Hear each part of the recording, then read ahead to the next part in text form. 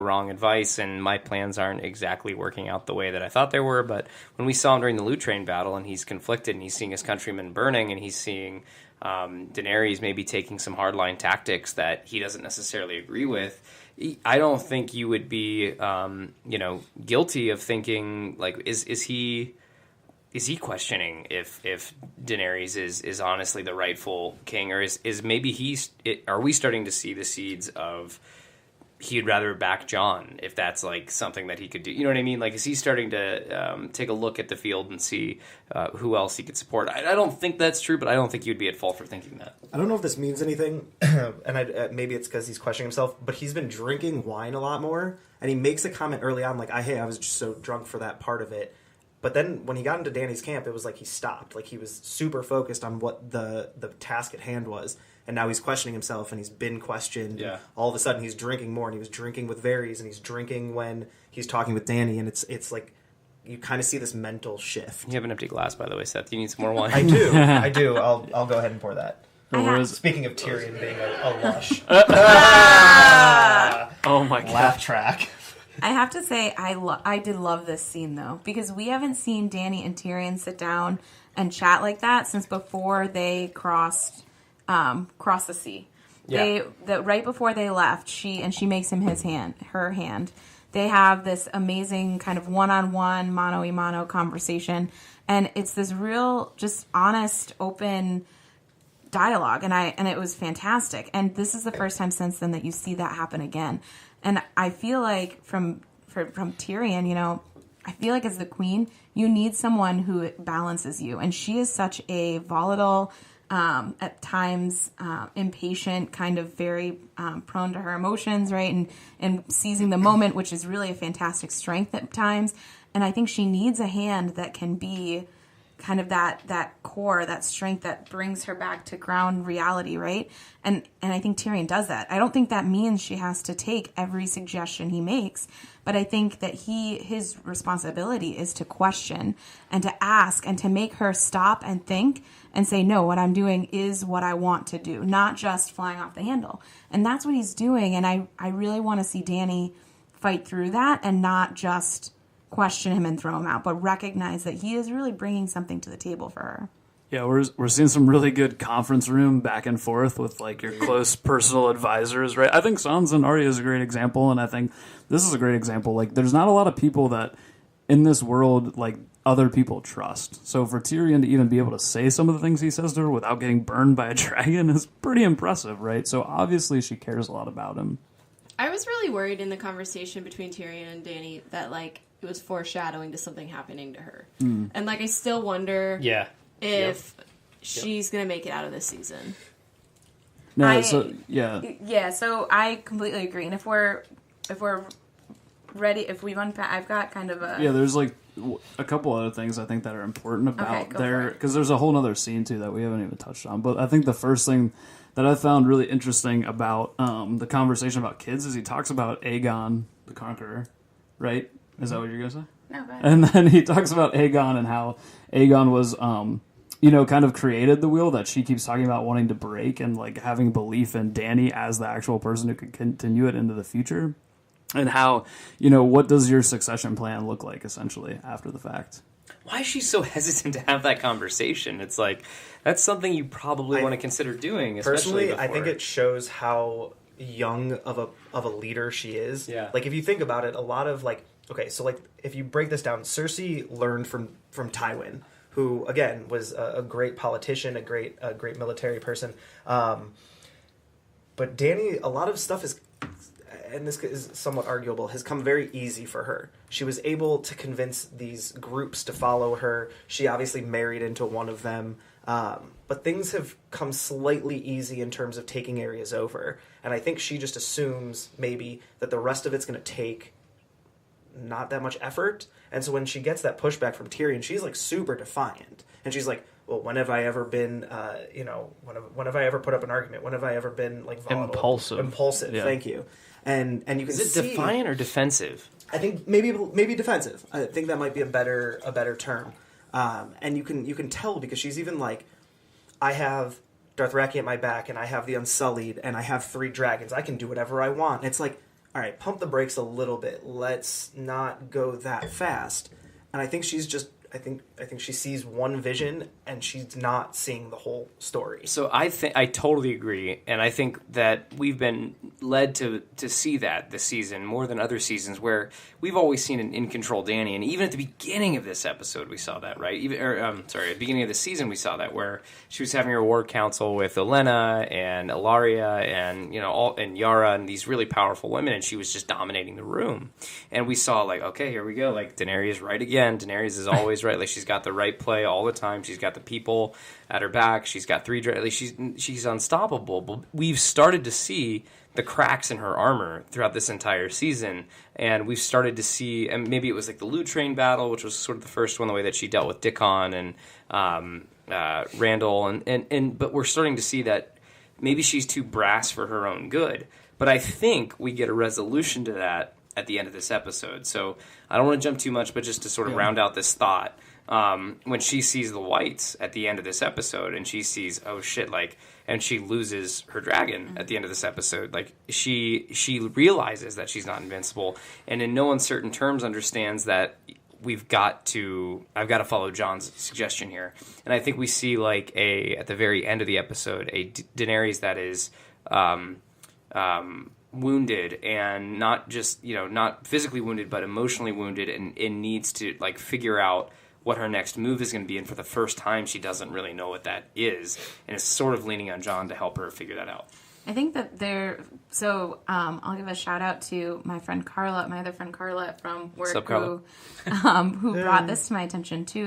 I think especially for women, I think there's a big thing about kids and succession and your lineage, right? And I think for Dany, she mentioned it a few times in this episode about her dragons are her children, right? And we see her lose one of her dragons, like you mentioned, and how devastating that had to have been. She talks about in this scene with Tyrion how she can't have kids, and that she doesn't want to talk about succession planning, and it's almost like he's poking an open wound for her, and that after Drogo and do we know her son's name that died? No. Wasn't it Rhaego? Rhaego. I forgot about that. Okay. Right, so that's a Lego huge, my Rhaego. Right, and I don't know in terms of timeline how long ago that was, but clearly that was a huge thing for her. So clearly this is a harsh topic for her to talk about, and I think that was a very fascinating thing to watch Tyrion kind of prod at, and watch her completely pull away from and say, not at all will I discuss this. We're not talking about it. And then to go to the wall and in this episode and see Jorah and Jon talking about passing on the sword to Jon's so much to say kids, about that, right? Yeah. And then later on in the episode, you see Jon and Dany talking about the dragons being her kids, and do you understand what I'm saying? And I can't have any other kids. These are a lot of talk about succession and children. Damn, and you're right. Not me. It was Carla. She unpacked all this, and I'm sitting there watching her like, Arya oh my and god. Sansa and Winterfell too, talking about Ned and Right? Just huge. Totally the next generation, and this is the next. I mean, when we started in season 1, I think I mentioned this in the last podcast I was on, but when we started in season 1 with Ned and Catelyn and that generation, and now in this season we're in the next generation of Starks and in this episode we're talking about even the next. It's really, I really hope that like the foreshadowing that I thought I was seeing with Dany and Tyrion was her losing a dragon and not like her dying. Yeah. Like I'm gonna be like heartbroken if she dies at the end of this season. agreed. That's my. She's gonna be the one who dies in King's Landing. That was what I was gonna say. Instead of Littlefinger, it's gonna be Dany. Oh. I'm just gonna be heartbroken if that's. There was a lot. There was just a lot of foreshadowing in this episode about people talking about her succession and not being able to have kids and carry on the lineage, and even Tyrion's like the Night's Watch brings on like a commander in a different way, and that's just how my train of thoughts going. Yeah, it brings which is sad. And personally, like I love Dany. I love her arc. I love what she's become. I obviously love her and the dragons. But yeah, that's my guess. I feel like too, for the whole conversation about kids, like bloodline is so important in the first couple of seasons, and it doesn't get less important. But a lot of people's children die fighting this war for their parents, And so that's such a fascinating instance. But I think that's a good segue to go talk more about the North, which is kind of like the last theme of this particular episode. And it kicks off after they fly over the painted table, and we get some really cool meetups. Specifically, north of the Wall, we get Gendry hanging out with Tormund and Jon at the very beginning, which is kind of cool. And Tormund's kind of like reliving what it was like to live north of the Wall. And what does he say? He says, Gendry asks him how you stay warm north of the Wall, and he says, you got to keep moving. Walking's good, fighting's better, and fucking is the best. Doesn't he say that specifically? I actually have that in my notes. You wrote it down? Do you have the actual quote? That's I hope I hit it. All right, so. But we get some really cool things here, because obviously these people are people that we've known forever, but they haven't seen each other. And Gendry says to the Brothers Without Banners, he's obviously still upset. He wanted to come join them and fight with them. And so we get this kind of cool unity that these guys all have, even though they're like angry at each other because they're just marching to go find a singular White Walker to take him back to King's Landing. And we actually get the first, conceit of it's taking them time to get somewhere. And they used it as like a pacing mechanism throughout the entire episode, where it was like, okay, every time we went back to Eastwatch, we're seeing a new conversation, and they've sort of shifted on their journey. They're on this big, long hike together, and as you do on a big, long hike with a bunch of people, like, you're talking to one person for a little bit, you switch up, you talk to another person for a little bit. And so I always really appreciated when we went back there, because we were going to see some of that banter that Joe was talking about, but at the same time, every time it cut back there, I was like, oh, fuck. Because you knew it was coming. Yeah, you knew it was coming, but still, we got so many good. I kind of want to break down some of the pairings that we got to hear. And I want to start with one that Beth teased a little bit earlier with Jorah and Jon, talking about Sir Jorah Mormont. Mm-hmm. That was such a cool scene, and especially now from Carla, the shout out, talking about the lineage and the parentage that were sort of a theme of this episode. It was really cool because I think some of us came to the realization at different times that Sir Mormont of the Night's Watch was Jorah's father, and I think I just told my dad that the other day and it blew his mind. But these things, they weren't super clear throughout the series. You know what I mean? You had to do a little digging to understand that was the relationship. And then, by this time, I think most people have come around to understand that. And then having that just quick conversation about what's the Longclaw, and having the conversation about it is. I know what's wrong with me. What's wrong with me? But having that quick conversation about this isn't mine, this belongs to you, and then understanding that Jorah does have love for his father and respect for his father, even though his father had outcast him because he brought shame on the family.